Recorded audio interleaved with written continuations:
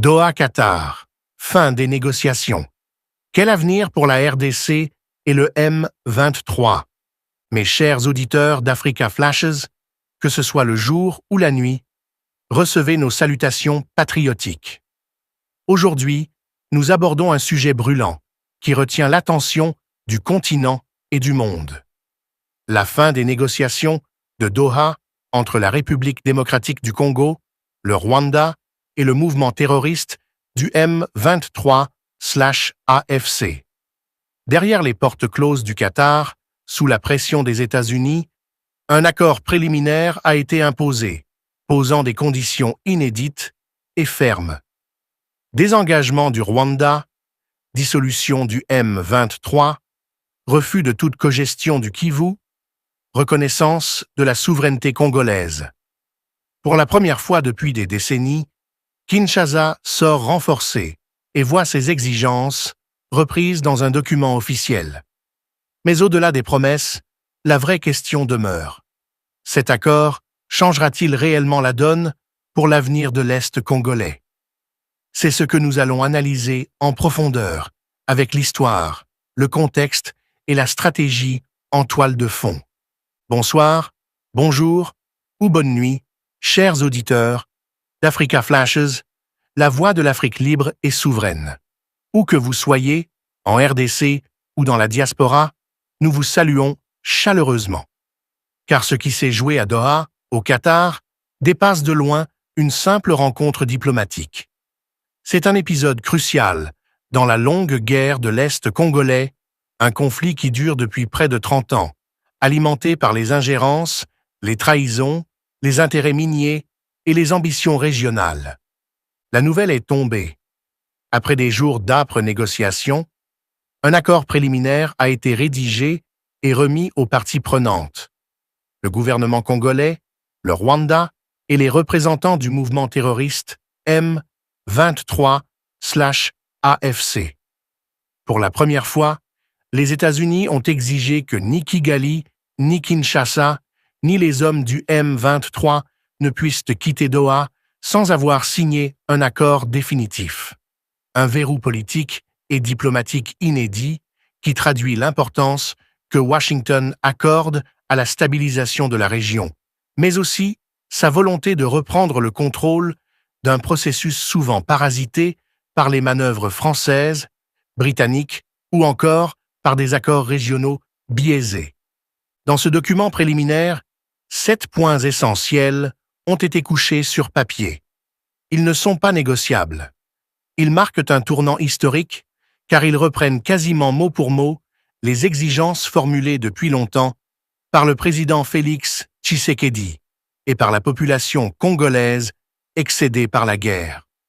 D'abord, le désengagement total du Rwanda Defense Force et du M23/AFC de l'Est congolais. C'est une victoire symbolique et politique majeure pour Kinshasa, car elle brise le mensonge officiel de Paul Kagame, qui depuis des années nie l'implication directe de son armée dans les conflits du Nord et du Sud Kivu. Pour la première fois, un document international reconnaît implicitement cette réalité et exige un retrait. Ensuite, la question des FDLR, toujours agitée comme prétexte par Kigali pour justifier ses incursions militaires. Le texte précise que ce groupe ne constitue plus qu'une menace résiduelle et insignifiante. Moins de 1500 personnes, vieillissantes, accompagnées de femmes et d'enfants, qui n'ont mené aucune attaque contre le Rwanda depuis plus de 10 ans. Voilà qui fait voler en éclats le principal argument brandi par Kagame pour légitimer ses agressions. La prétendue menace génocidaire des FDLR n'existe plus que dans la propagande rwandaise.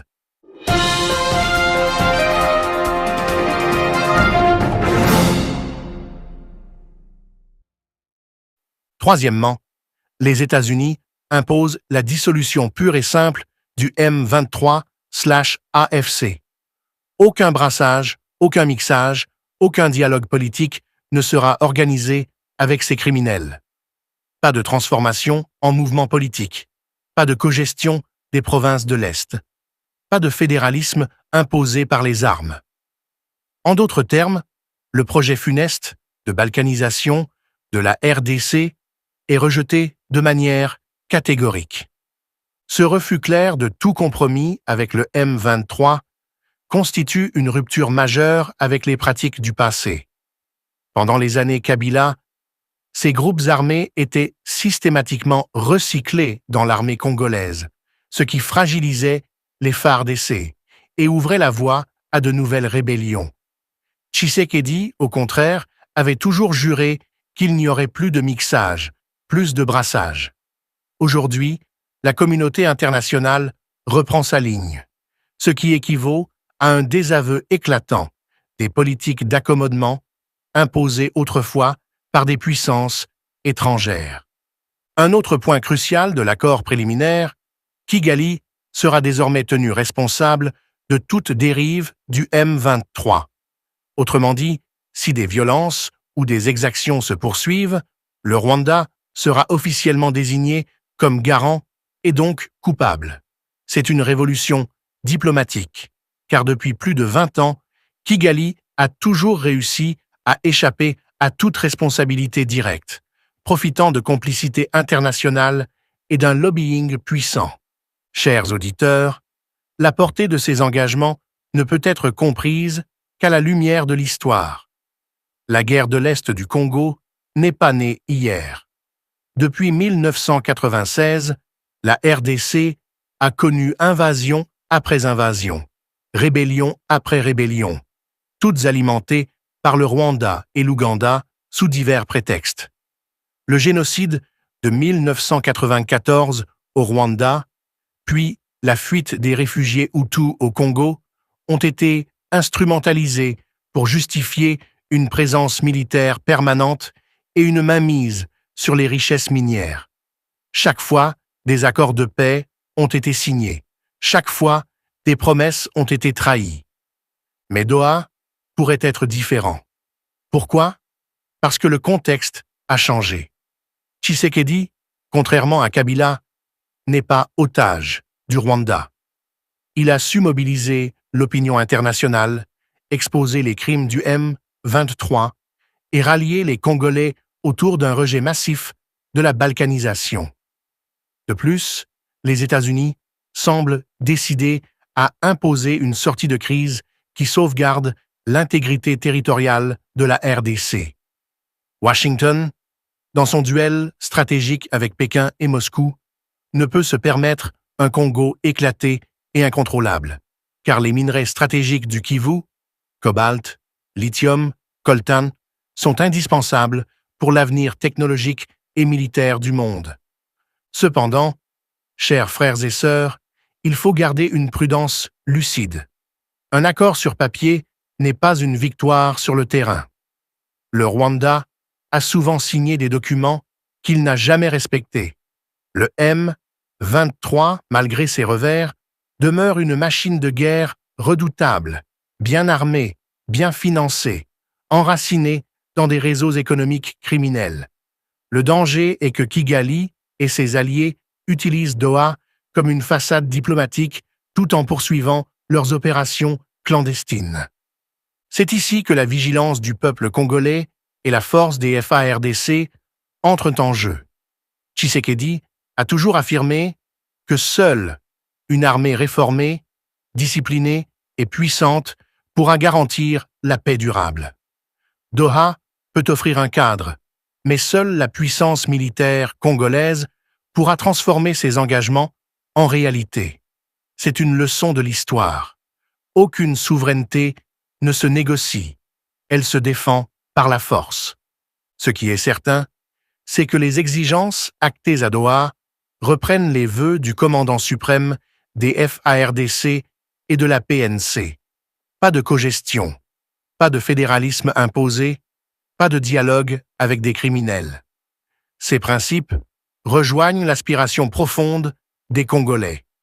Vivre dans un pays uni, souverain et respecté. Ainsi, Doha marque une victoire diplomatique pour la RDC, mais aussi un défi immense. Le défi de transformer des mots en actes, des promesses en changements tangibles et surtout d'empêcher que l'histoire ne se répète encore une fois. Car la vraie paix ne viendra pas seulement d'un document signé au Qatar. Elle viendra du courage des soldats FARDC, de la vigilance des citoyens, de la cohésion nationale et de la capacité du Congo à dire non à toute forme de domination étrangère. Mais Doha, chers auditeurs d'Africa Flash, n'est pas seulement une étape diplomatique.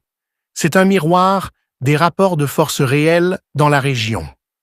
Car si les États-Unis ont imposé des conditions aussi radicales, ce n'est pas uniquement par compassion pour les souffrances du peuple congolais, mais parce que la guerre de l'Est du Congo est devenue un problème stratégique mondial. Le cobalt, le coltan, le lithium, le cuivre et toutes ces ressources essentielles pour la transition énergétique et les nouvelles technologies ne peuvent rester otages de groupes armés criminels téléguidés par Kigali.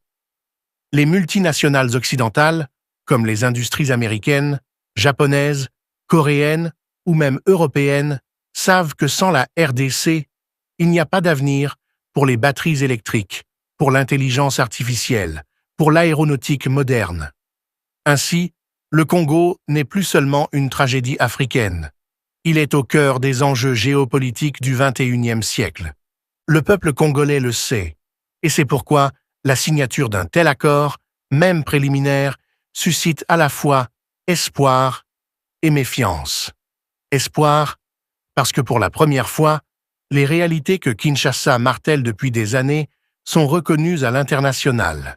Ce n'est pas la RDC qui agresse, c'est elle qui est agressée.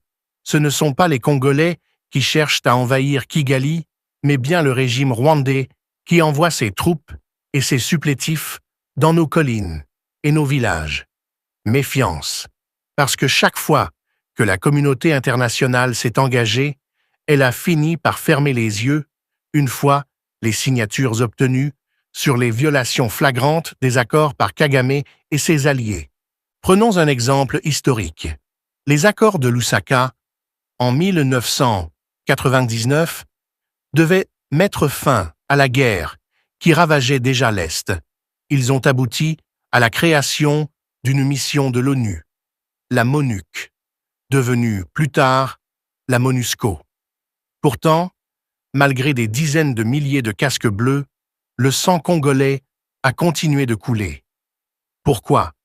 Parce que les forces étrangères présentes sur le sol congolais n'ont jamais vraiment quitté le territoire et que les mécanismes de surveillance et de sanctions étaient inexistants. Aujourd'hui, Doha doit être différent, car les Congolais ne pardonneront plus de nouvelles trahisons. Et puis, il y a une autre nouveauté que nous devons relever.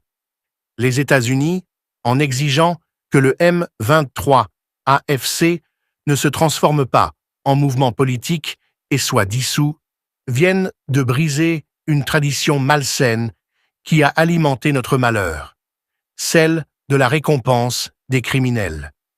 Pendant des années, chaque fois qu'un groupe armé terrorisait la population, la solution proposée était son intégration dans l'armée nationale ou sa transformation en parti politique. Résultat, des criminels de guerre sont devenus généraux, des trafiquants de minerais sont devenus députés et les victimes congolaises ont été réduites au silence. Aujourd'hui, la page semble tourner. Le M23 ne pourra pas prétendre à une légitimité politique. Ces crimes le condamnent. Mais attention, chers frères et sœurs, ce refus du mixage et du brassage exigé par les États-Unis ne signifie pas que tout est gagné.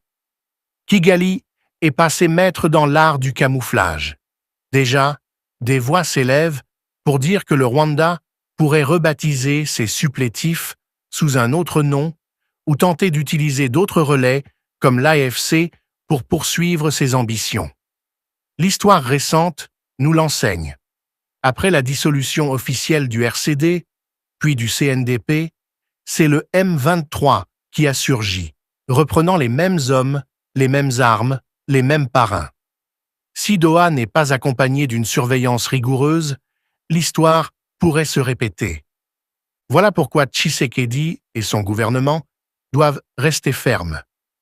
L'accord de Doha doit être considéré non pas comme un aboutissement, mais comme un levier. Un levier pour accélérer la réforme des FARDC, pour renforcer les alliances diplomatiques, pour exiger des sanctions internationales contre le Rwanda si les engagements ne sont pas respectés. Car sans sanctions, Kagame continuera de jouer sa partition.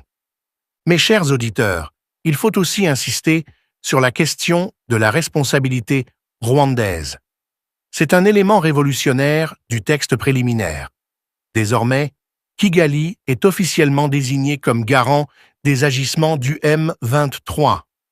Cela signifie que si demain un village est attaqué, si des populations sont massacrées, si des minerais sont pillés, la responsabilité remonte directement à Paul Kagame et à son régime. C'est une avancée majeure, car jusqu'ici, Kigali se retranchait derrière un double discours.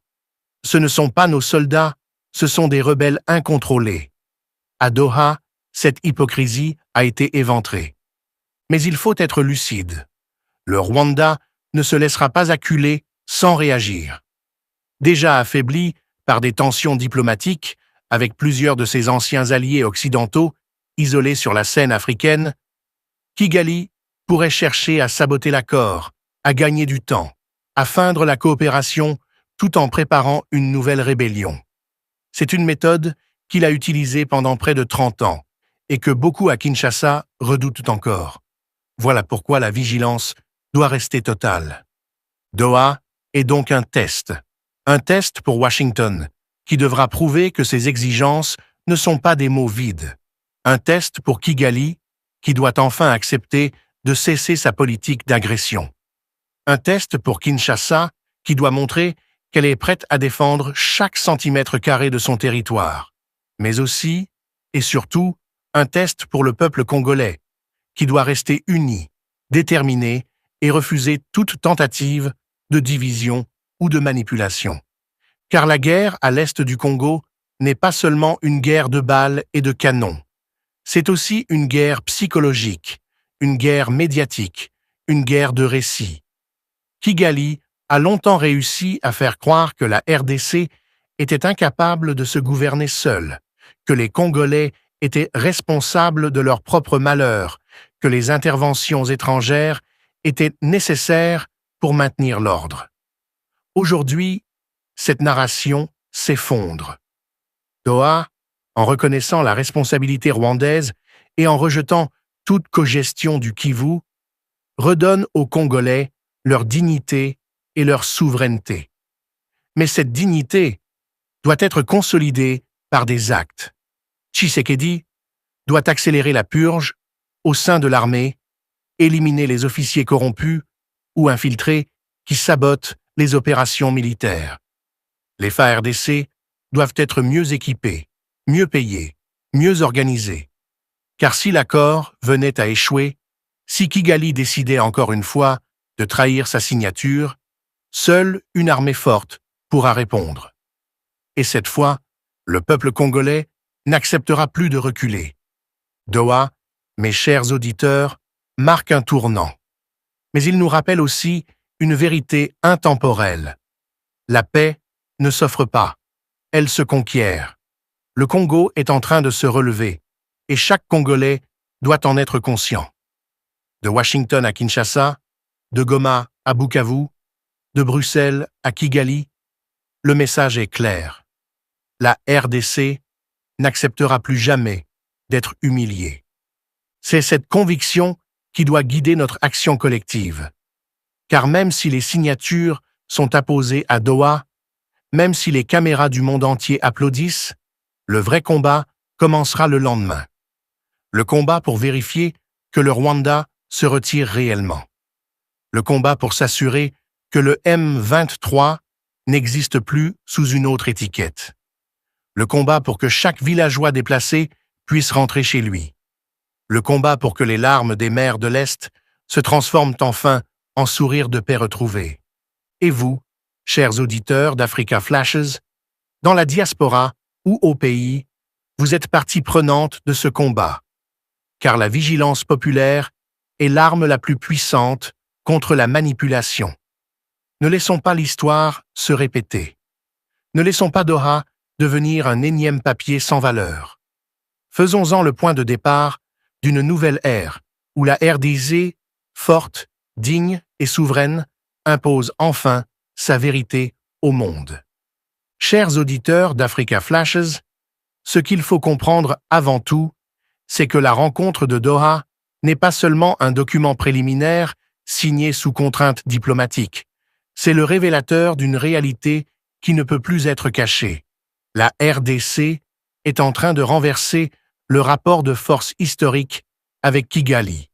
Pendant près de 3 décennies, Paul Kagame a imposé son agenda, multipliant les incursions, fabriquant des rébellions de toutes pièces, tout en bénéficiant d'une complaisance internationale quasi illimitée. Mais aujourd'hui, le temps a changé, et Tshisekedi bénéficie de plusieurs atouts qui font de lui le futur vainqueur, qu'importe l'issue immédiate de Doha. Premièrement, Tshisekedi a réussi là où ses prédécesseurs avaient échoué, internationaliser la cause congolaise. Sous Joseph Kabila, le Congo avait fini par devenir un pays isolé, méprisé, considéré comme incapable de se défendre. Kigali en a profité pour dicter ses lois. Mais sous Tshisekedi, les tables ont tourné. Les États-Unis, le Conseil de sécurité de l'ONU, l'Union européenne et même certains pays africains reconnaissent désormais que le Rwanda est l'agresseur. C'est une victoire politique immense, car elle change le narratif qui avait permis à Kagame de se présenter comme le gendarme de la région. Désormais, c'est lui l'accusé, c'est lui l'oppresseur, et c'est Tshisekedi qui incarne la légitimité et la souveraineté. Deuxièmement, le peuple congolais est debout derrière son président. Cela peut sembler banal, mais c'est une nouveauté historique. Trop longtemps, les Congolais avaient été divisés, désabusés, manipulés par des élites corrompues qui vendaient leur loyauté à Kigali ou Kampala. Aujourd'hui, dans les rues de Kinshasa, comme dans les camps de déplacés de Goma, un consensus s'est formé. Il faut résister, il faut défendre le territoire, il faut soutenir Tshisekedi dans sa ligne dure contre le mixage, le brassage et la balkanisation. Kagame, lui, ne peut pas dire la même chose. Dans son propre pays, la peur domine, l'opposition est muselée, les exécutions extrajudiciaires se multiplient, et la légitimité de son régime est minée par les rumeurs persistantes sur sa santé et sur la lassitude de son peuple. En clair, Tshisekedi a la force de l'unité nationale, là où Kagame n'a que la force de la répression. Troisièmement, l'agenda international joue désormais en faveur de Kinshasa. La guerre en Ukraine, la rivalité sino-américaine, la transition énergétique mondiale, tout cela place la RDC au centre des intérêts stratégiques. Le cobalt du Katanga, le coltan du Nord Kivu, le lithium du Tanganyika sont devenus des matières premières plus précieuses que le pétrole du Moyen-Orient. Aucun pays, ni les États-Unis, ni la Chine, ni la Russie, ni l'Union européenne, ne peut accepter que ces ressources soient contrôlées par des groupes terroristes ou par un régime rwandais en quête d'expansion. Cela donne à Tshisekedi une carte maîtresse. Il sait que, quoi qu'il arrive, la communauté internationale a besoin de la RDC stable et souveraine. Kagame, en revanche, n'est plus qu'un pion devenu encombrant. Quatrièmement, l'armée congolaise, malgré ses faiblesses, est en train de se transformer. Tshisekedi a lancé une purge interne, arrêté des généraux corrompus, renforcé la coopération avec des partenaires fiables, et surtout, il a intégré dans la stratégie nationale la force populaire des Wazalendo, ces résistants patriotes qui combattent aux côtés des FARDC. Ce mouvement d'union sacrée entre armée et peuple est une arme redoutable que Kagame ne peut pas comprendre. Ces soldats, mercenaires ou enrôlés de force, ne se battent pas pour leur patrie, mais pour des salaires ou par peur. Les Congolais, eux, se battent pour leur terre, leur famille, leur dignité. Et l'histoire l'a prouvé. Un peuple déterminé finit toujours par vaincre une armée d'occupation. Cinquièmement, Doha a exposé la faiblesse de Kagame. En acceptant de participer, il a montré qu'il ne pouvait plus ignorer la pression internationale. En se voyant imposer la dissolution du M23 et le retrait de ses troupes, il a perdu le contrôle du narratif qu'il entretenait depuis 2012. Même si demain, il tente de saboter l'accord, le mal est fait. Le monde entier a vu que le Rwanda est tenu pour responsable. Tshisekedi, lui, peut rentrer à Kinshasa la tête haute. Il a arraché, dans un texte officiel, la reconnaissance de ce que la RDC clame depuis des années. C'est une victoire qui ne s'effacera pas. Enfin, chers frères et sœurs, il y a un élément que Kagame n'a pas vu venir. Le temps joue contre lui. Chaque jour qui passe, son régime s'affaiblit. Les rumeurs sur sa santé alimentent des spéculations sur une succession chaotique. Ses anciens alliés occidentaux, lassés par ses mensonges, se détournent de lui. Ses voisins africains, de plus en plus nombreux, refusent de cautionner son arrogance. À l'inverse, Tshisekedi est encore jeune. Il construit son pouvoir. Il s'entoure d'alliés solides et il incarne l'avenir. Dans la logique politique et historique, Kagame est en déclin. Tshisekedi est en ascension. Et cela, aucun accord, aucune trahison, aucune manipulation médiatique ne pourra l'effacer. Voilà pourquoi, chers auditeurs, quelle que soit l'issue des discussions de Doha, Tshisekedi sortira gagnant. Si l'accord est respecté, il sera celui qui a libéré l'Est du Congo sans céder à la compromission. Si l'accord est trahi, il sera celui qui a démontré au monde entier que Kagame est un parjure et un danger, justifiant ainsi des sanctions et un isolement international encore plus fort du régime rwandais. Dans les deux cas, la vérité est la même. Le Congo est en train de tourner la page de la soumission, et Kagame ne pourra rien y changer. Alors, mes chers frères et sœurs, que vous soyez au pays ou dans la diaspora, gardez confiance. La route est encore longue, les combats seront rudes, mais la dynamique est irréversible. Tshisekedi est en train d'écrire une nouvelle page de notre histoire, une page où la RDC ne plie plus, où elle n'accepte plus les humiliations, où elle impose sa voix et sa souveraineté. Kagame, lui, ne peut plus reculer l'inévitable. Son époque de toute puissance est révolue. Chers auditeurs d'Africa Flashes, Doha n'est pas une fin en soi, c'est une étape. Et Tshisekedi le sait mieux que quiconque. Signer un accord, aussi clair soit-il, ne suffit pas à ramener la paix. L'enjeu, désormais, est de transformer ce moment en un tremplin vers une victoire totale sur Kagame et le M23. Et cette victoire, Tshisekedi peut la construire sur 3 piliers: la force militaire, la puissance diplomatique et la renaissance économique du Congo. D'abord, la victoire militaire.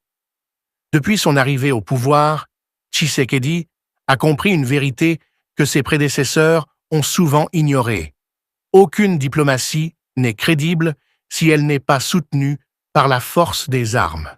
Doha a validé ses positions en rejetant le mixage et le brassage, mais pour que ces mots deviennent réalité, il faudra que les FARDC tiennent leur position et repoussent toute nouvelle agression.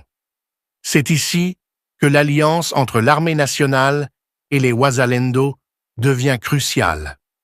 Pour la première fois dans notre histoire récente, le peuple combat aux côtés de ses soldats, dans une union sacrée qui fait trembler Kigali.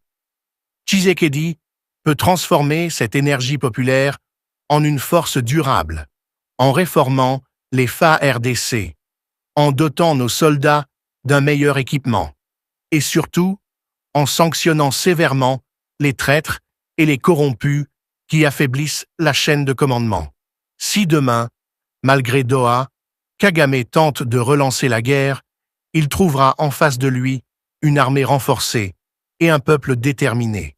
Et c'est là que Tshisekedi sortira vainqueur, en montrant que le Congo n'est plus une proie facile, mais une nation prête à frapper si elle est agressée. Ensuite, la victoire diplomatique. Doha a placé la RDC au centre de l'échiquier international. Tshisekedi doit capitaliser sur cet élan pour bâtir une coalition durable contre Kagame. Il a déjà obtenu le soutien explicite des États-Unis. Mais il doit aller plus loin, convaincre l'Union africaine d'assumer ses responsabilités, rapprocher encore davantage Kinshasa de ses alliés de l'AES, Burkina Faso, Mali, Niger, qui partagent la même vision souverainiste, renforcer les liens avec des pays comme l'Afrique du Sud, l'Angola, le Burundi et même la Tanzanie. Dans ce combat, le Congo ne doit plus apparaître isolé, mais comme le cœur d'une Afrique qui refuse la domination et la balkanisation. Si Kagame tente de saboter l'accord, Tshisekedi pourra alors mobiliser cette coalition pour isoler le Rwanda diplomatiquement, obtenir des sanctions économiques et faire en sorte que Kigali devienne un État paria. Mais la plus grande arme de Tshisekedi pourrait bien être l'économie. Car Kagame s'est toujours appuyé sur un système de prédation des minerais congolais pour financer son régime et acheter ses alliés. Aujourd'hui, Doha coupe l'herbe sous ses pieds en reconnaissant la responsabilité du Rwanda. Tshisekedi doit profiter de cette brèche pour reprendre le contrôle des filières minières. Déjà, des mesures fortes ont été prises pour interdire l'exportation frauduleuse des minerais par Kigali. Demain, si ces mesures sont suivies d'une industrialisation sur place, d'un partenariat solide avec les États-Unis et d'autres puissances désireuses d'acheter directement au Congo, alors le Rwanda perdra son principal levier. Tshisekedi peut ainsi assécher le financement du M23 et renforcer la souveraineté économique de la RDC. Il y a aussi un autre front sur lequel Tshisekedi est en train de gagner, celui de la mémoire et de l'identité. Kagame a toujours voulu imposer un récit où le Congo serait incapable de gouverner ses terres, où l'Est appartiendrait à une zone grise, une sorte de no man's land à partager. Mais aujourd'hui, grâce à des initiatives comme la commémoration du Génocoste et la mobilisation de la société civile, les Congolais se réapproprient leur histoire. Tshisekedi a compris que l'unité nationale se forge aussi par la mémoire. Et une nation qui se souvient de ses martyrs est une nation qui ne pliera plus devant l'agresseur. Alors, chers auditeurs, pourquoi disons-nous que Tshisekedi sortira gagnant, quoi qu'il arrive? Parce qu'il a déjà gagné sur le terrain des idées et de la légitimité. Kagame peut continuer à menacer. Il peut encore envoyer ses supplétifs, mais il a perdu le masque. Le monde sait désormais qu'il est l'agresseur, et il sera tenu pour responsable de chaque balle tirée, de chaque village brûlé, de chaque vie congolaise brisée. Tshisekedi, lui, incarne la résistance, la dignité et la souveraineté. Si l'accord de Doha est respecté, il pourra dire au peuple « J'ai libéré l'Est sans vendre notre souveraineté ». Si l'accord est trahi, il pourra dire « J'ai tendu la main à la paix, mais c'est Kigali qui a choisi la guerre ». Dans les deux cas, il en sort grandi, car il a placé la RDC du côté de la légitimité et de la justice, et Kagame du côté du mensonge et du crime.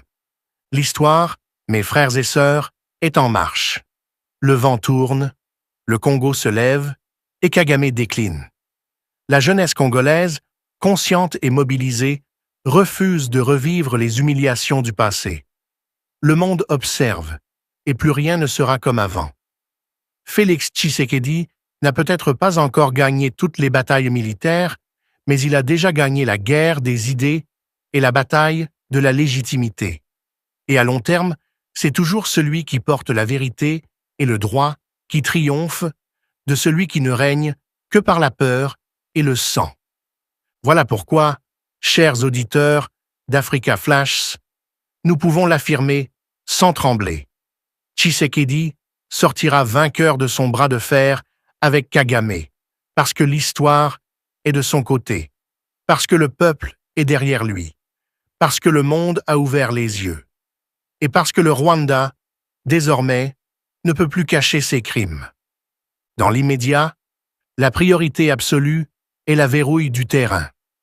Les clauses de désengagement et de dissolution n'ont de valeur que si elles sont adossées à une réalité militaire irréfutable.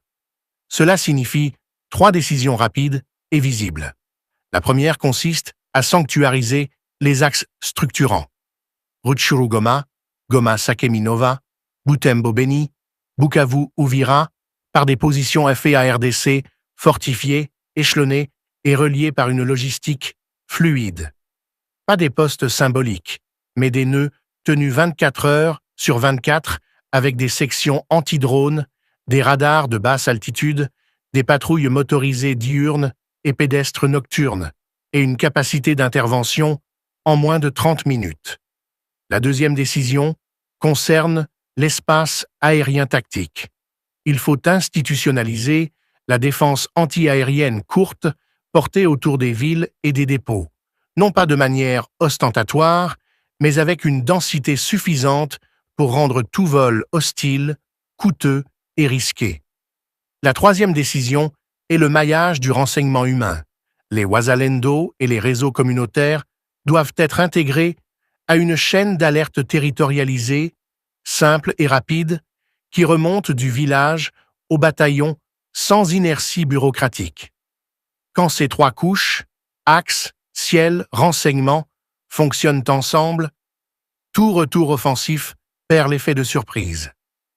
Dans un horizon de 30 à 90 jours, la réforme opérationnelle se joue sur les hommes et la logistique. Tshisekedi n'a cessé de le répéter. Pas de mixage, pas de brassage. Doha a gravé ce principe. Il s'agit maintenant d'aller au bout de la cohérence. Rotation des unités pour éviter la fatigue et la corruption locale, paiement digitalisé des soldes pour tarir les siphons, audit discret des dépôts pour assainir l'alimentation en munitions et carburant, et, surtout, séparation nette entre commandement opérationnel et chaîne logistique, afin que la tentation d'utiliser les vivres comme monnaie d'influence disparaisse. Une armée se bat aussi avec ses camions, ses pneus, ses mécaniciens, ses boulangers et ses médecins. Remettre du sérieux dans ces métiers invisibles est un multiplicateur de puissance silencieux, mais décisif. Simultanément, l'après-Doha doit s'ancrer dans une diplomatie du réel. D'un côté, il faut prolonger l'élan américain en l'inscrivant dans un front africain. L'Angola, qui a déjà joué les médiateurs, l'Afrique du Sud, qui connaît l'équation sécuritaire régionale, le Burundi, qui a payé le prix du terrorisme transfrontalier, la Tanzanie, voire la SADC dans son ensemble. Autant de relais pour transformer les injonctions de Doha en normes africaines. De l'autre, il s'agit de préparer des scénarios de sanctions ciblées si Kigali rompt ses engagements. Interdiction de voyage, gel d'avoirs, contrôle renforcé de certaines chaînes d'approvisionnement. Plus ces mesures sont documentées en amont, plus leur activation est crédible si le Rwanda choisit la duplicité. Tshisekedi peut ainsi tenir un discours double et cohérent. La main tendue de la paix si l'accord est appliqué, la certitude de l'isolement si l'accord est trahi. Sur le volet économique, l'après-Doha doit frapper le cœur de l'économie de guerre, la rente de contrebande des minerais. On ne gagne pas contre un voisin prédateur si l'on laisse circuler, sans traçabilité robuste, l'étain, le tantal, le tungstène, l'or et le coltan arrachés aux collines du Kivu. Concrètement, 3 chantiers peuvent avancer en parallèle. Le premier est la traçabilité domestique crédible, non pas cosmétique, avec des registres numériques inviolables au moment de l'extraction et du premier achat, contrôlés par des équipes mixtes FARDC, Minjustice. Le deuxième est la montée en gamme sur place.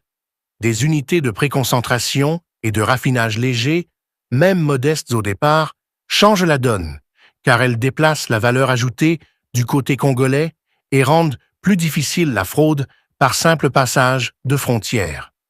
Le troisième chantier est l'adossement à des contrats d'achat fermes avec des partenaires qui acceptent les standards de traçabilité afin de sécuriser des revenus et d'assécher l'attrait des filières illicites.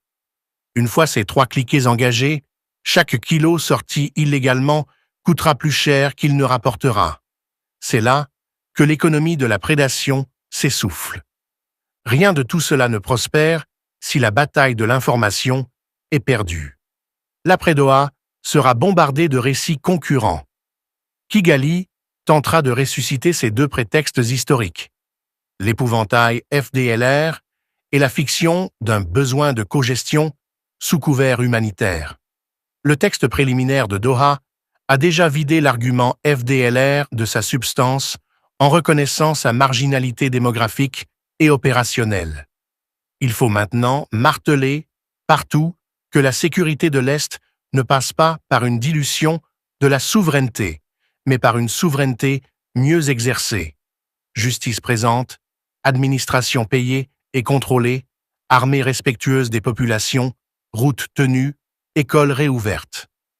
Le meilleur contre-récit à la balkanisation, c'est le retour du service public, de la carte d'identité au dispensaire, de l'état civil à la fiscalité locale. Quand l'État revient, la propagande s'effondre. Sur le plan sociétal, Doha ouvre une fenêtre délicate et cruciale. Le retour, encadré, des déplacés et la réouverture des économies locales. Revenir ne signifie pas s'installer sur des braises. Il faut reconstruire vite et juste. Cela passe par des corridors sécurisés temporaires vers les villages, des kits de reprise, semences, outils, microcrédits de relance et la restauration d'un minimum de justice locale capable de trancher les litiges fonciers, inévitables après des années d'abandon forcé. C'est aussi le moment de penser réparation et mémoire. Pas au sens d'un chèque magique, mais à travers des gestes concrets, fonds d'indemnisation pour les veuves et les orphelins des massacres, bourses pour les enfants, chantiers publics employant les jeunes des territoires meurtris et marqueurs mémoriels visibles, stèles, jardins du souvenir, musées de proximité, qui inscrivent la vérité dans la pierre et les consciences. La mémoire n'est pas un luxe, c'est une garantie contre le déni qui nourrit les récidives. L'après-Doha suppose également une lucidité sur les contre-stratégies de Kigali et leurs antidotes. Premier scénario, le Rwanda feint l'exécution partielle de l'accord, retire des unités identifiées, tout en conservant des structures clandestines et des flux logistiques. Antidote, mécanisme de vérification robuste avec des indicateurs de sincérité publique, baisse mesurable des intrusions aériennes et des tirs de harcèlement, démantèlement tangible des bases et dépôts repérés, diminution corrélée des incidents sur les axes, saisie de convois illicites à la frontière et surtout, cantonnement vérifié des cadres M23 sous contrôle effectif. Deuxième scénario, Kigali sous-traite l'insécurité à des groupes nouveaux aux noms frais. Antidote, désignation rapide des entités successeurs, poursuite judiciaire nominative et sanctions personnelles, car on ne neutralise pas une hydre en coupant une tête sans nom. Troisième scénario, sabotage informationnel. Intox, faux drapeau, manipulation des tensions communautaires, pour présenter l'État congolais comme incapable.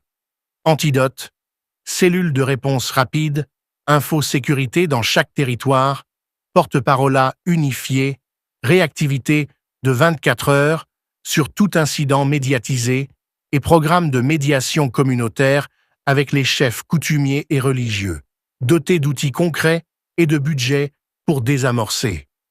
Une victoire pleine et entière a toujours besoin de justice. L'après-Doha ne peut se contenter d'une paix négociée si les crimes restent sans suite. Il faut donc pousser deux axes en parallèle. D'une part, des dossiers judiciaires nationaux, dûment instruits sur les exactions documentées, avec des audiences publiques lorsque la sécurité le permet. D'autre part, une stratégie internationale pour faire reconnaître officiellement la responsabilité de parrainage par un État voisin d'un mouvement criminel. Cela n'exclut pas des mécanismes hybrides, mais cela nécessite une rigueur de preuve. Collecte médico-légale, témoignages protégés, chaîne de commandement reconstituée, preuves financières. Un État qui prouve, convainc, un État qui crie, fatigue. Tshisekedi gagnera s'il demeure l'homme des preuves et des procédures, pas seulement des colères justes. Sur l'horizon de 6 à 12 mois, la bascule économique peut devenir visible pour les populations. Les routes réparées ne sont pas un symbole abstrait. Elles abaissent les prix, relancent les marchés, facilitent l'acheminement du ciment et des tôles qui rebâtissent des maisons, des écoles, des centres de santé. Un plan sans marché de l'Est peut être lancé. Réhabilitation rapide des marchés ruraux, accès à l'eau, latrines, éclairage, microsécurité et présence fiscale, légère mais régulière. En parallèle, un programme 1000 classes pour le Kivu signalerait aux familles que l'avenir de leurs enfants se joue au cahier, pas à la Kalachnikov. L'après-Doha sera jugé par des mères. Si l'école rouvre, si la route tient, si le médecin revient, alors la paix devient crédible et le recrutement armé s'effondre. Le succès de Tshisekedi passera aussi par la gestion de l'équilibre régional. Le Burundi a montré sa sensibilité immédiate au flux d'insécurité. L'Angola demeure un pilier diplomatique. La Tanzanie privilégie la stabilité. L'Afrique du Sud pèse. Entretenir ces lignes n'est pas un supplément d'âme, mais un réseau d'alarme avancé. Lorsque Kigali bouge, que 10 chancelleries africaines s'en aperçoivent le même jour et fassent remonter des notes concordantes, l'effet dissuasif est décuplé. À l'inverse, si Kinshasa laisse chaque capitale réagir seule, Kigali joue des angles morts. Doha est un déclencheur. La vraie architecture est africaine. Une dimension plus discrète, mais structurante, doit être posée. La doctrine de riposte graduée. Il ne s'agit pas de menacer gratuitement, mais d'énoncer clairement ce qui arrivera si telle ligne rouge est franchie. Par exemple, intrusion aérienne avérée, brouillage systémique et riposte anti-aérienne locale. Appui-feu direct à un groupe armé, neutralisation du vecteur identifié. Attaque sur un axe prioritaire, contre-offensive dans la profondeur tactique. Cela doit rester sobre, mais crédible. Un voisin n'hésite que si la riposte est certaine, prévisible et proportionnée. Tshisekedi sortira renforcé s'il impose une stabilité par la clarté, non par l'escalade. L'après-Doha est aussi une réforme de l'État au contact. Les territoires de l'Est ne peuvent plus être administrés par procuration lointaine. Il faut des préfets opérationnels, appelons-les comme on veut, qui disposent d'un budget, d'un tableau de bord public, d'objectifs trimestriels. Routes ouvertes. X jours, écoles actives, IG%, incidents sécuritaires Z, litiges fonciers, résolus N, délai moyen d'état civil. Rendre ces chiffres publics n'est pas un risque, c'est une protection. Les citoyens peuvent vérifier. L'État qui se mesure gagne en confiance et en efficacité. Doha donne un souffle. La gestion par résultat l'inscrit dans la durée. Reste le front intérieur, souvent sous-estimé, la cohésion nationale. Kagame a prospéré pendant des années sur les fractures congolaises, achetant des loyautés locales, encourageant des ressentiments, exploitant des rivalités de provinces et de communautés. L'après-Doha doit être le moment du langage de vérité en interne. Dire où l'État a failli, dire ce qui va changer, dire qui a trahi et être clair sur les sanctions, mais aussi dire ce qui rassemble. Ni chasse aux sorcières aveugles, ni amnésie. Un cap. Quand le cap est clair, les démocraties se mobilisent. Quand il est flou, les manipulations gagnent. Tshisekedi vaincra s'il parle à la nation en adulte. Ferme, précis, vérifiable. Dans le même esprit, l'industrie médiatique congolaise et la diaspora doivent passer d'une posture défensive à une stratégie d'agenda. Il ne suffit pas de répondre aux intox. Il faut imposer des thèmes, retour des classes, chantier des routes, portraits d'enseignants, d'infirmières, d'entrepreneurs qui redémarrent, valoriser les communes qui délivrent des actes d'état civil, raconter les histoires des femmes qui reconstruisent, mettre en lumière les vétérans qui protègent. Un imaginaire de reconstruction chasse la fatigue et ferme l'espace aux tentations de revanche. La victoire n'est pas seulement l'absence d'ennemis, c'est la présence d'un futur visible. Bien sûr, la lucidité oblige. Kagame n'abandonnera pas son logiciel en un soir, mais le temps ne joue plus pour lui. L'usure internationale est palpable. La lassitude de ses voisins est tangible.